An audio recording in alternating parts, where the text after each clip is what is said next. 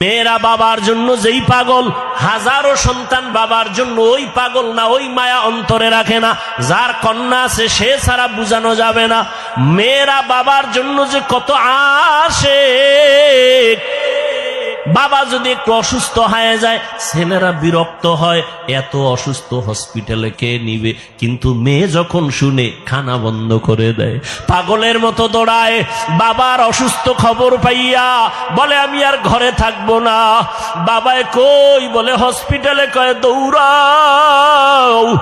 ওই মেয়েটা বাবার কাছে যায়, বাবা এত কষ্ট পাইও না, কাঁদিও না। একটা মেয়ে বাবার জন্য এতটাই ফেদা, এতটাই মায়া মোহাব্বত নিয়ে চলে। একটা মেয়ে চায় তার কলিজাটা কাইটা বাবার জন্য দিয়া দিবে। ওই মেয়ে পাইয়া যারা খুশি না, তোমাদের কপাল বড় খারাপ। নবী বলেন একটা কন্যা পাইছো, একটা জান্নাতের মালিক হয়ে গেছো।